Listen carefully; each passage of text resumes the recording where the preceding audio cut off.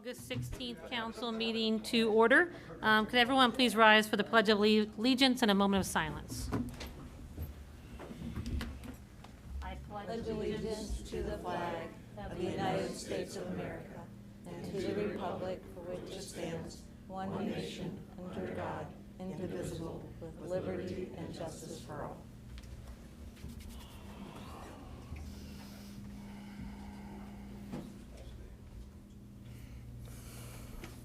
All right, thank you. Jackie, can you please call the roll? Yes, Mayor.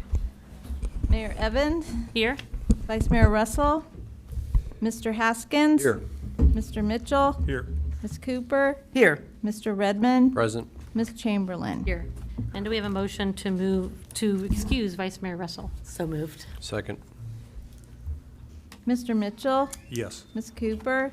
Yes. Mr. Redmond? Yes. Ms. Chamberlain? Yes. Mr. Haskins? Yes. Ms. Evans? Yes. All right, we love nights like tonight because we have company in the audience and we get to welcome a new police officer. So Assistant Chief Mahan, do you want to come up and take over? Good evening. Yes, this is always a fun evening for the agency as we bring in a new officer. Tonight we're going to be swearing in Ralph Hodges II, who was born, were you born in Milford too? Raised here in Milford. And after he graduated from Milford High School, he went on to the United States Marine Corps, where he served in Iraq. Came back here and attended the University of Cincinnati, where he received his associate's degree, and began his law enforcement career with the village of Owensville. Left there and went to the city of Sharonville. And after 7 years, he joins us tonight. And it's a little bit more special because his dad retired about 10 or 12 years ago from the Milford Police Department. So Ralph Hodges is the second is going to be coming in and filling in where Ralph Hodges the first left, right? So tonight's a culmination of a process that began in April of this year. It's a selection process that has many aspects to it. 2 oral interviews, a physical fitness test, and a background investigation that adds up to about 40 hours. There's a reason for that. We are very selective about who we let wear the uniform of a Milford police officer. Tonight, Ralph Hodges II earns the right to wear our badge and are officially indoctrinated as a member of the Milford Police Department, a family that with a heritage that extends back to the early 1800s. You're also a member of one of the greatest professions on earth that is deeply rooted in history and symbolism. The first police badges were a coat of arms worn by knights. The coat of arms identified the knight as his allegiance to justice, chivalry, and royal leaders. Police officers swear to protect and serve the same as knights from the medieval era were often sworn in and asked to protect the weak, the defenseless, helpless, and fight for the general welfare for all. Tonight, this badge is shiny and new. Over the years, it will acquire scratches and scuffs, but it's responsibility to ensure that it remains untarnished for when an officer is up to you. For when an officer tarnishes their badge, they tarnish the badge of every officer, including those who made the ultimate sacrifice. The Milford police officer is required to take the IACP oath of honor, which we will now do. If you'll raise your right hand. On my honor. On my honor. I will never betray my badge. I will never betray my badge. My integrity and my character. My integrity, my character. Or the public trust. Or the public trust. I will always have. I will always have. The courage to hold myself. The courage to hold myself. And others for our actions. And others for our actions. I will always uphold the Constitution. I will always uphold the Constitution. My community and the agency I serve. My community and the agency I serve. Congratulations. My pleasure to present first. Come up and to officially pin this badge on his son. You can come around for pictures, Paul. Come around and take a picture. Yeah.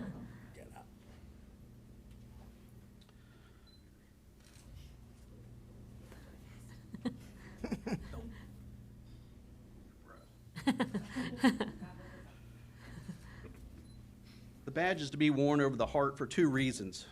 To ever remind you of your pledge to protect, and because the left arm was the arm that often held the shield, protecting the heart and leaving the dominant hand to fight with a weapon.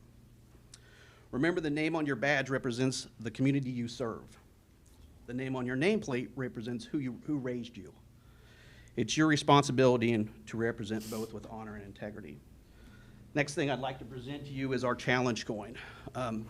Milford Police Department has a challenge coin, and the history of challenge coins is debatable as to whether it goes back to Roman times or if it actually started with a young World War I pilot fighter. For us, it's a symbol of honor and a constant reminder that what we are doing is something worthwhile. On the cover of it is our core values: professionalism, integrity, cooperation, and commitment. On the back is our motto: are you doing the right thing at the right time for the right reasons? It's my pleasure to give you this challenge coin.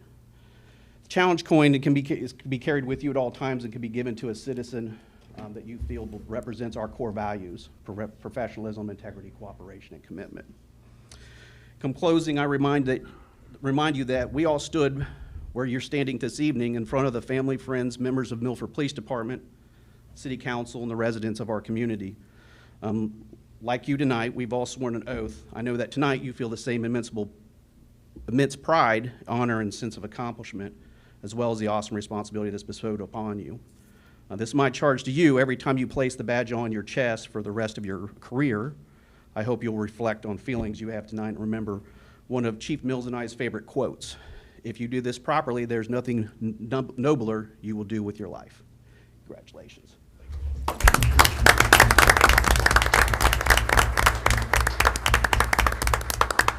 Welcome to our community. You guys can come up for a group picture if you'd like to in the front. Everybody up. We'll get out of the way.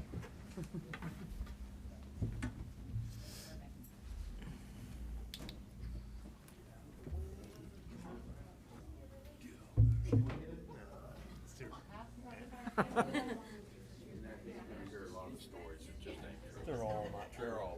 I totally agree. I was gonna say, yeah, Jen, we can take.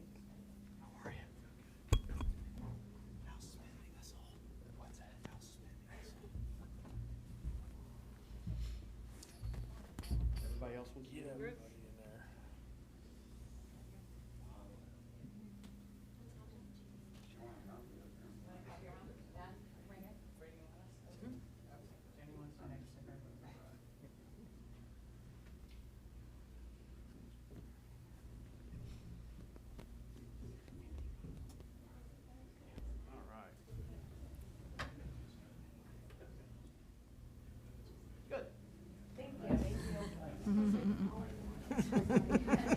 Good thing you had a backstop.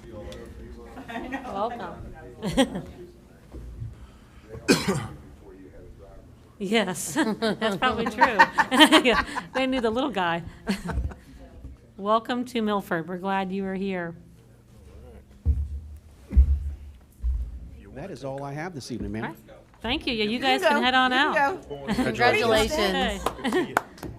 Congrats. Congratulations. All right, back to the boring stuff. We had the proceedings from July 19th. Do I have a motion to approve the proceedings? So moved. Second. Mr. Redmond, Yes. Ms. Chamberlain, Yes. Mr. Haskins, Yes. Ms. Evans, Yes. Ms. Cooper, Yes. Mr. Yes. Mitchell. Yes. All right. That moves us to the financial statements. We have the June financial report and the July. We're going to adopt the June finance report. Is there a motion to adopt the June report? So moved. Second. Mr. Mitchell, Yes. Ms. Cooper, Yes. Mr. Redmond, Yes. Ms. Chamberlain, Yes. Mr. Haskins. Yes. Ms. Evans. Yes. And do I have a motion to receive the July financial report? So moved. Second.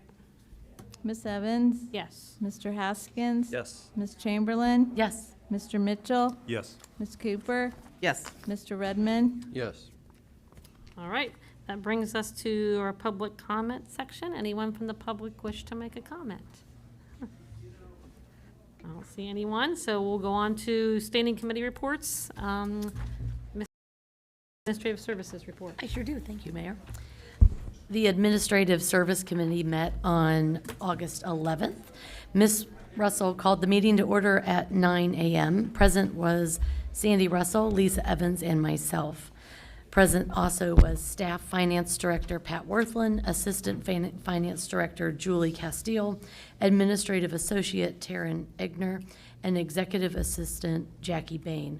We had a visitor, Tammy Will.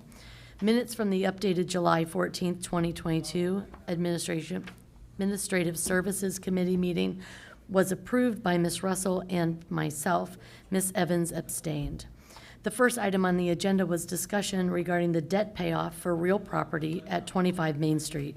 Finance Director Pat Worthland discussed with the committee the $540,000 ban due 25 at 25 Main.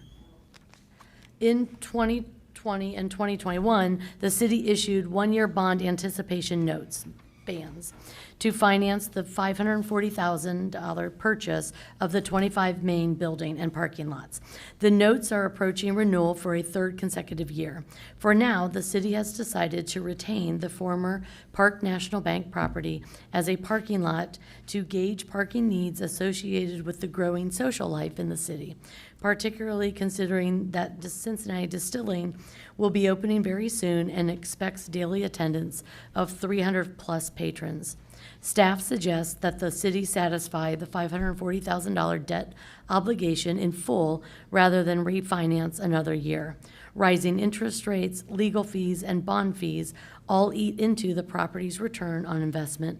Another year of debt would translate to a city investment of $670,000 for a property that is not currently producing income. The city finances continue to be strong and healthy due to belt tightening during COVID. From a cash standpoint, the city's timing is good. The committee agreed to recommend that the law director prepare an ordinance authorizing the city of Milford to pay in full satisfaction $540,000 special obligation non-tax revenue note series 2021 for real property located near the intersection of Garfield Avenue and US 50. Second.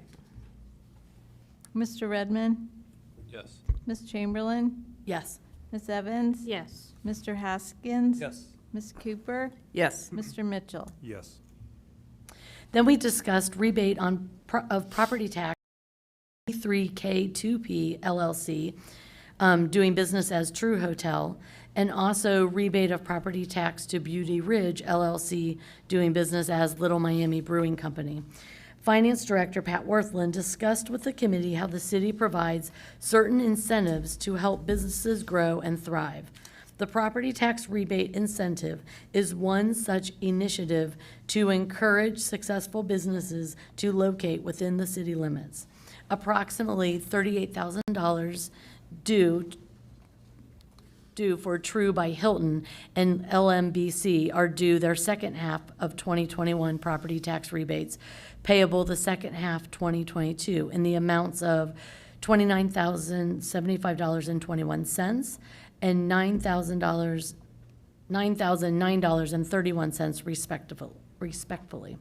The committee agreed to recommend that the law director prepare an ordinance authorizing the rebate of property tax to P3K2P, doing business as True Hilton, in the amount of $29,075.21 for the second half of 2021 taxes. Second. Mr. Mitchell, Yes. Ms. Cooper, Yes. Mr. Redmond, Yes. Ms. Chamberlain, Yes. Ms. Evans, Yes. Mr. Haskins. Yes.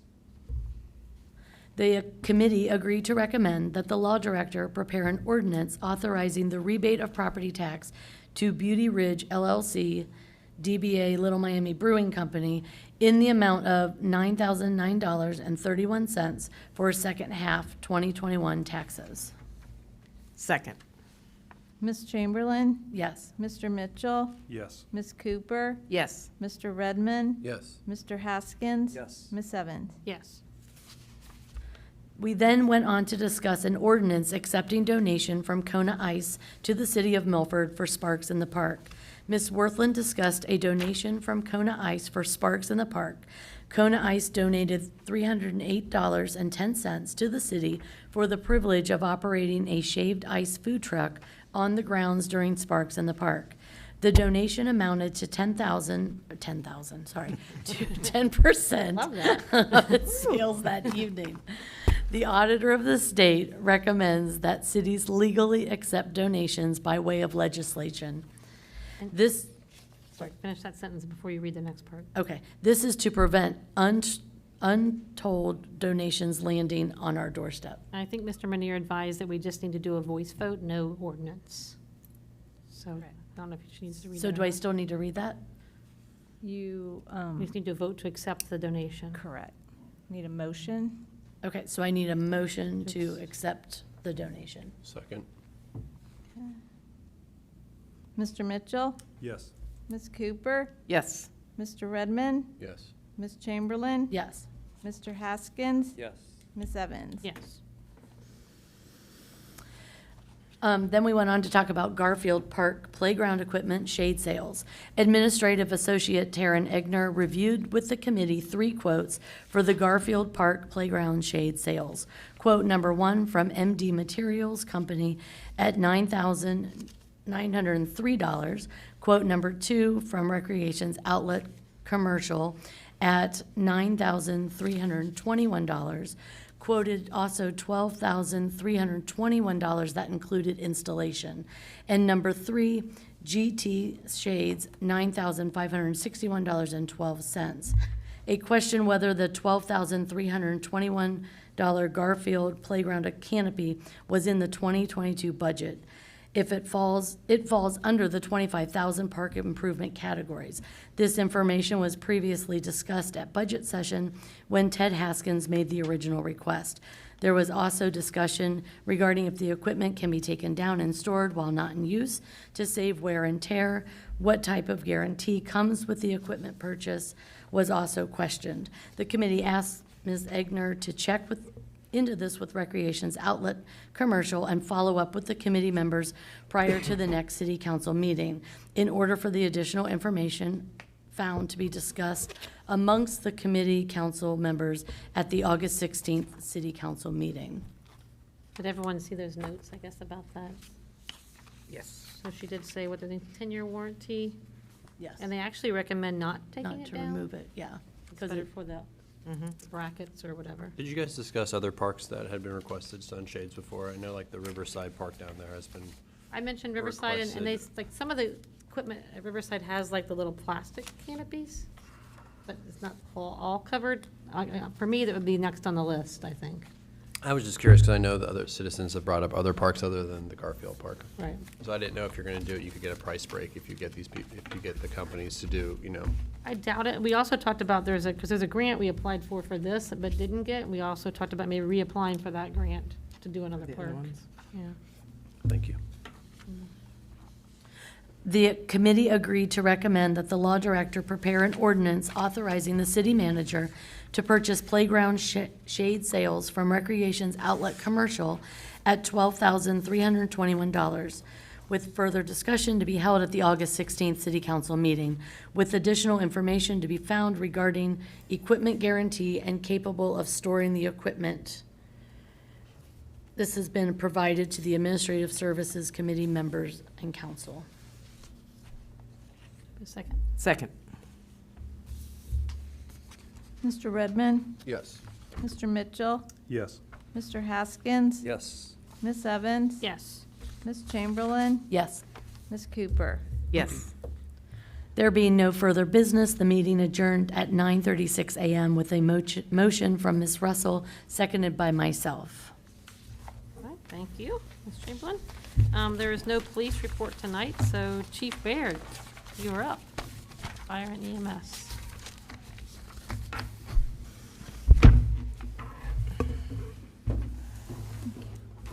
Hi. Thank you. Appreciate it. Hi, thank you. Thank you. Thank you. Yeah, you're fine. Good evening, everyone. My apologies. I got a little off schedule because I'm chasing runs back and forth, back and forth, back and forth across the city. So I didn't have everything ready the way I would like it. The July report's in front of you, just a few notes from it. We've participated in a tremendous amount of PR details and parades, the Claremont County Fair, helping out with one of the nights for Demolition Derby with a crew standing by in case of fire or injuries. So we're real happy to help out. We sent quite a number of resources up to Goshen Township on the day of the tornado, and then the Regional Light and Power Unit was up there for about 5 days, ran continuously powering their administration building, their computers, what was left of the fire station, the staging area. So we were really glad to be able to help out with that. And they did actually put all the fuel back in it. So it was win-win. They got what they needed out of it, and we didn't have to refuel it. So I'm glad it was able to be of assistance to them. And we're a recipient of a small grant from the Ohio Division of EMS. We get this grant every year. It's a grant program the Division of EMS runs through the seatbelt violation fine funds.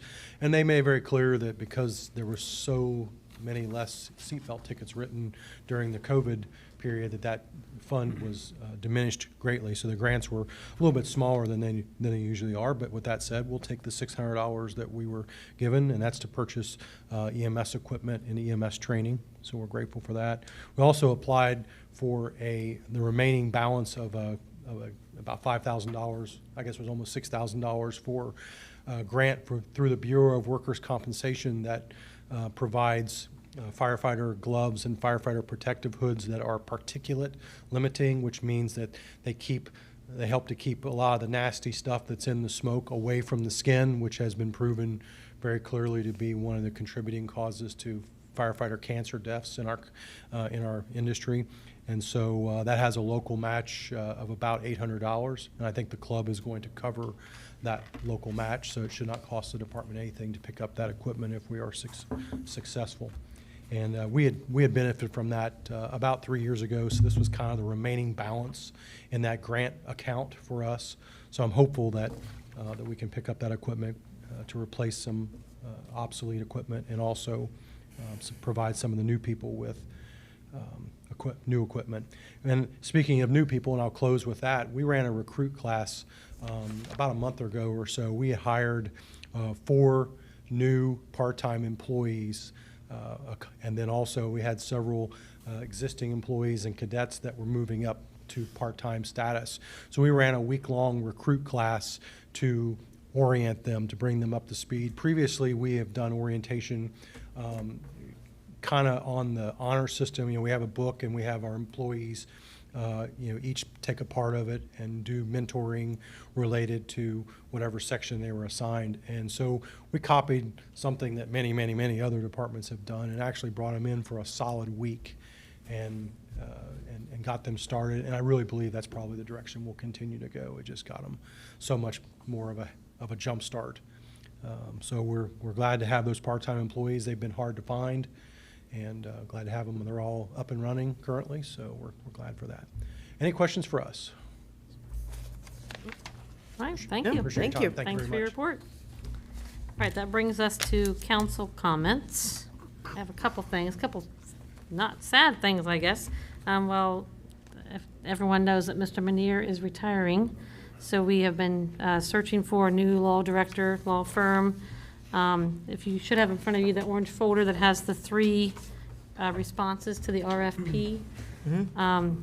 Wondering if everyone will be available early for the next council meeting around 5:30 maybe, to have these 3 come in if they're available to interview and talk to. At the next. That'd be September council- 6th. Okay. I will not be at that meeting. I So, okay. will, You trust her? yeah, trust your judgment. So, I'm good. It works for me. So is that possible, Michael, you think? If they're available, I guess, too, is the issue. It'll be a special session of council, Yeah. not a work session. a 5:30? special session. 5:30, yeah. And that way that we can, possibly could vote that night, or at least discuss that night, and then maybe have someone in place by the the 20th for the next meeting, since Mr. Meteor will be gone. So we have a lot, big shoes to fill. The other big shoes we have to fill are Mr. Haskins, since he is leaving us and leaving Milford. So we're sad about that. Yes. But we, Jackie will need to advertise, I guess, for a new, or someone to fill his seat. So kind of maybe hoping the same process, we could do it all that night. So if we advertise this week, interested residents could apply and come to the September 6th meeting. And the same thing, we could either vote that night or wait and vote the 20th. Is that okay? Yeah, they cannot take the seat until Mr. Haskins Till he's resigns. officially gone. Yeah, so he's going to stay, he'll be here for the September 6th meeting. And And the and the 20th? No, I only said because we're just in the process of closing houses, and so I don't have an exact timeline, and I apologize for that. But the That's second okay. we know, which should be here shortly, I will let the mayor and the city manager know. Okay. We can, I guess, at least advertise and get a list of names of people that are interested and then decide from there. Yeah, it'll be on our city website and Okay. Because Facebook. we have a budget coming up and some end-of-the-year stuff, and so Right. I'd like to have a full council Sure. for that. if possible. So if you're out there watching and you're interested in joining council, look for that on the city Facebook page. There'll be information about that. All right, any other council comments? No?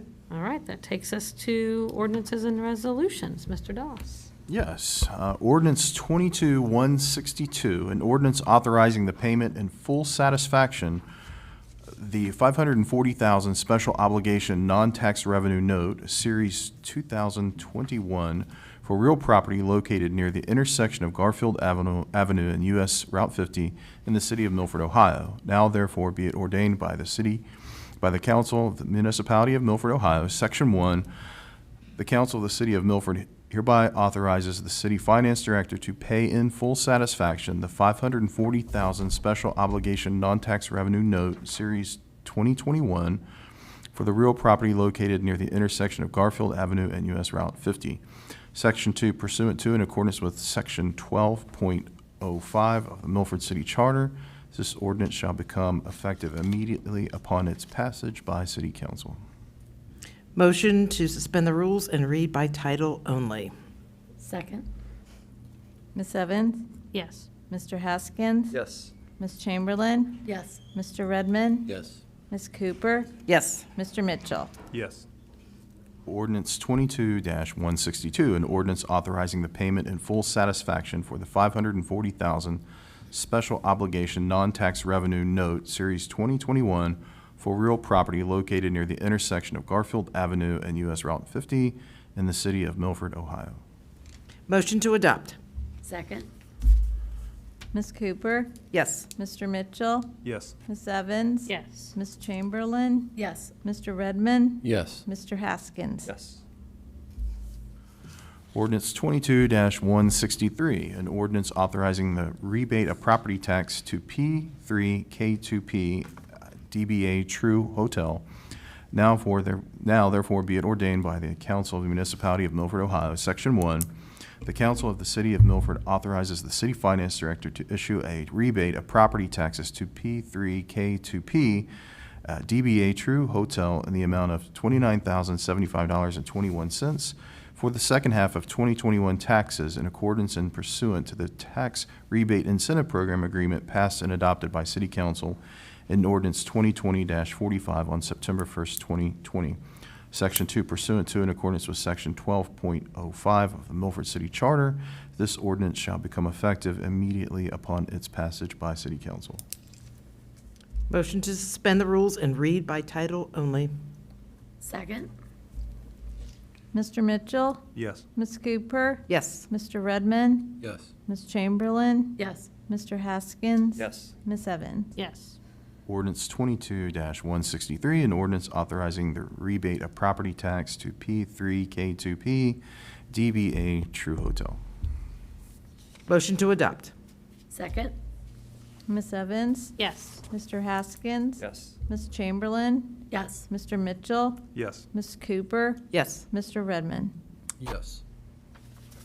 Ordinance 22-164, an ordinance authorizing the rebate of property tax to Beauty Ridge LLC Little Miami Brewing Company. Now, therefore, be it ordained by the Council of the Municipality of Milford, Ohio, Section 1, the Council of the City of Milford authorizes the City Finance Director to issue a rebate of property taxes to Beauty Ridge LLC, Little Miami Brewing Company, in the amount of $9,009.31 for the second half of 2021 taxes pursuant to, in accordance with the Tax Rebate Incentive Program Agreement passed and adopted by City Council in Ordinance 17-1313 on October 17th, 2017.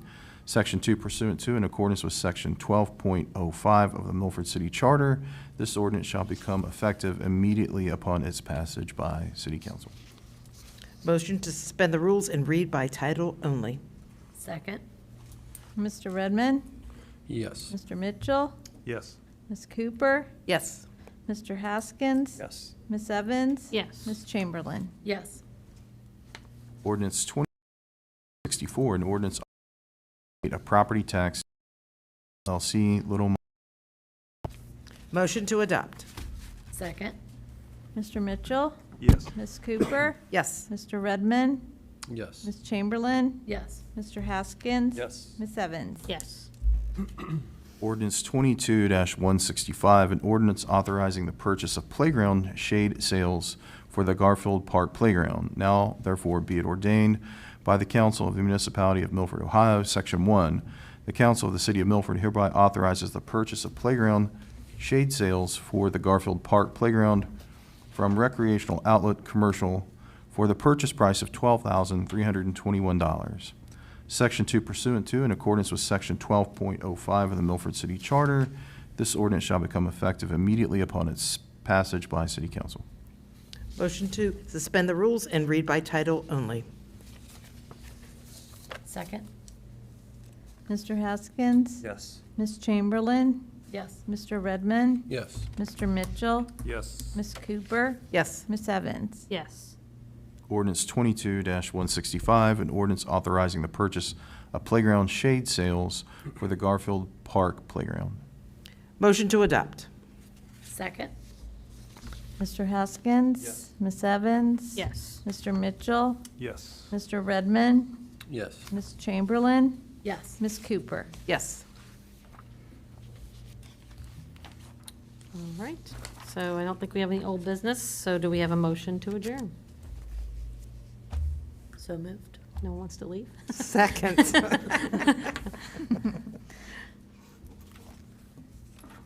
Ms. Evans. Yes. Mr. Haskins. Yes. Mr. Mitchell, Yes. Ms. Cooper, Yes. Mr. Redmond, Yes. Ms. Chamberlain. Yes. All right. Thank you, everyone.